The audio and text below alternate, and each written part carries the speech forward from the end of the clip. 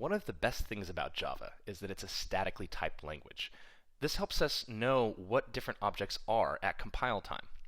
Well, there are some limitations to a statically typed language, and that's that we always have to specify the type. Well, I'm going to show you a trick for dealing with situations where you know better than the compiler what an object is. Let me show you. So let's say I have a variable, and it's going to be of object type. So since everything inherits from object, this should be fine if I want to do something like this. Now, this is fine, but you can see when I actually try to use A, I only have the methods available to me that are in the object class. This means that if I try to do something like this, I'm going to get a problem. As you can see, the compiler is complaining, saying you can't set something that's supposed to point to a myClass object and then just point it to a generic object. I can't guarantee that functionality is there.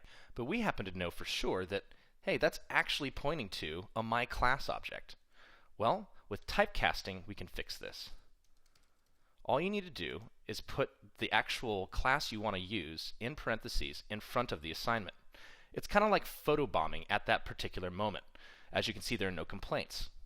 You do have to be careful with this, though, because now we are manually deciding what an object is at runtime. If, for instance, this was not actually a myClass object, I would get errors later. But for most of the time, when you actually know what something is, you can cast it to exactly what you want it to be. You can also do this with primitives. Let's say I want to have an integer that's a random number. Well, there's this method called mathRandom that will give me a number between 0 and 1.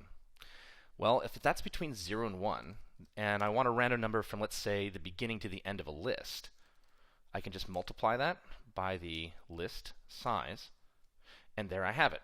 Now, again, the problem that I have here is that this side of the equation is a double. This side, I'm asking for an int.